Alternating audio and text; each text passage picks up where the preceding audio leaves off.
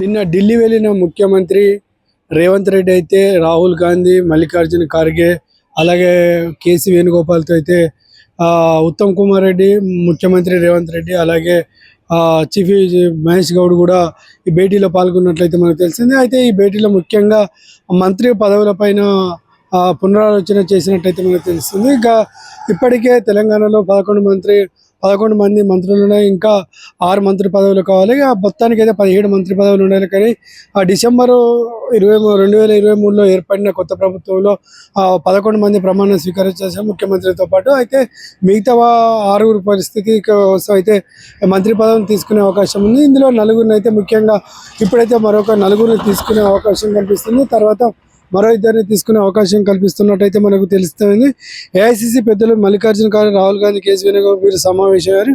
ఈ భేటీలో రాష్ట్ర వ్యవహారాల ఇన్ఛార్జి నటరాజన్ కూడా పాల్గొన్నట్లయితే మనకు తెలుస్తుంది. మంత్రి విస్తరణగా ముందుగా ప్రధాన ఎజెండా ఉన్నట్టయితే తెలుస్తుంది. కాంగ్రెస్ ప్రభుత్వం నుంచి 2023 డిసెంబర్లో కొలువుదీరిన తర్వాత రేవంత్ ముఖ్యమంత్రి బాధ్యతలు తీసుకోగా ఆయనతో పాటు మరో 11 మంది అయితే బాధ్యతలు తీసుకున్నట్టయితే మనకు తెలుస్తుంది. తర్వాత ఇంకా 6 మంత్రి పదవులకు అయితే ఖాళీ ఉన్న నేపథ్యంలో వీటి గురించి అయితే చర్చించేందుకు పోయింది. మొత్తం 18 మంత్రి ఉండగా 6 మాత్రం ఖాళీలు ఉన్నట్లయితే తెలుస్తుంది. ఈ 6 లో ముఖ్యంగా ముఖ్యమంత్రి దగ్గర అయితే విద్య, హోమ్, అడ్మినిస్ట్రేటివ్, రెవెన్యూ వీటి అయితే ముఖ్యమంత్రి దగ్గర ఉన్నాయి. వీటిని కూడా ఇతర మంత్రులకు కేటాయించే అవకాశం ఉన్న నేపథ్యంలో ఇప్పటికే 6 ఖాళీలు భర్తీ చేయాలని ఈ నేపథ్యంలో ఆయా శాఖల కొత్త మంత్రి అప్పగించేందుకైతే సిద్ధమైనట్లయితే తెలుస్తుంది. ప్రస్తుతం 4 మంత్రి పదవులకు అవకాశం వచ్చే అవకాశం ఉంది. ఆ 4 మంత్రులు ఎవరో మనం చూసుకునే ప్రయత్నం చేస్తాము. కుల సామాజిక రాజకీయ నేపథ్యంలో కొత్త వారికి మంత్రి పదవులు కట్టబెట్టనున్నట్టయితే విశ్వసనీయ వర్గాల సమాచారం మనకు తెలుస్తుంది. తెలంగాణ నుంచి బలమైన ముదిరాజు సామాజిక వర్గం నుంచి అయితే మక్తల ఎమ్మెల్యే శ్రీహరి ముదిరాజుకు అవకాశం కల్పించాల్సి తెలుస్తుంది.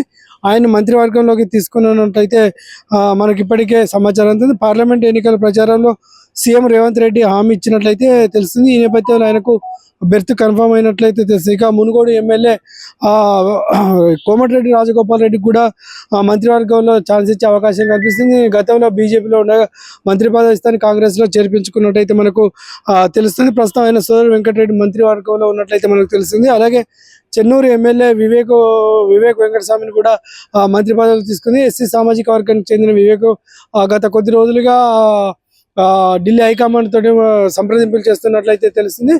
తను కూడా బీజేపీలో ఉండి కాంగ్రెస్లో చేరితే తనకు కూడా ఎమ్మెల్యే పదవి మంత్రి పదవి ఇస్తా అని చెప్పిన నేపథ్యంలో తనను కూడా అంటే ఈ మంత్రి పదవులు తీసుకునే టాక్ అయితే వినిపిస్తుంది.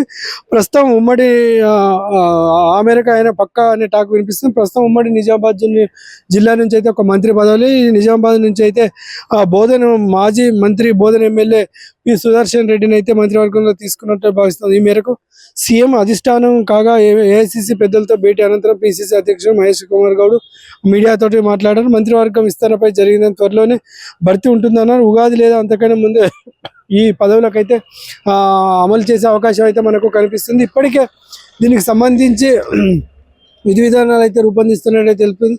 అలాగే ఇంకొక విషయం ఏంటంటే తాజాగా తెలుస్తున్న విషయం ఏంటంటే ఎమ్మెల్సీ నుంచి విజయశాంతి ఎంపికైన నేపథ్యంలో విజయశాంతికి కూడా ఈ మంత్రి పదవి ఇచ్చే అవకాశం ఉన్నది. అయితే విజయశాంతికి విద్యాశాఖ లేకపోతే హోంశాఖ ఇచ్చే అవకాశం ఉన్నట్లయితే తాజాగా అందుతున్న పరిస్థితి కనబడుతుంది. అలాగే మంచిర్యాల ఎమ్మెల్యే కొక్కిరాల ప్రేమ్ సాగర్ రావు కూడా మంత్రి పదవి ఇచ్చే అవకాశం అయితే కనిపిస్తున్నట్లయితే సమాచారం అందుతుంది. అయితే దాదాపు వాళ్ళు ఒక 4 6 పరిస్థితుల నేపథ్యంలో ఒక 4 అయితే ఛాన్స్ దక్కింది. మరి ఎవరికి మంత్రి పదవి దక్కనుందని చూసాలి. చాలా మంది ఈ మంత్రి పదవి కోసం అయితే చాలా గత కొన్ని సంవత్సరాల నుంచి వెయిట్ చేస్తున్న పరిస్థితి నేపథ్యంలో కొత్త మంత్రి పదవితో కొత్త ఎమ్మెల్యేలకు అయితే ఆశలు రేకెత్తించే అవకాశం అయితే కనిపిస్తుంది. తమకే వస్తుంది అంటే ధీమా వ్యక్తం చేస్తున్న ఎమ్మెల్యేల పరిస్థితి మరి మంత్రి పదవులతో కట్టబెడతారా లేదా అనేది మనం వేచి చూడాల్సింది.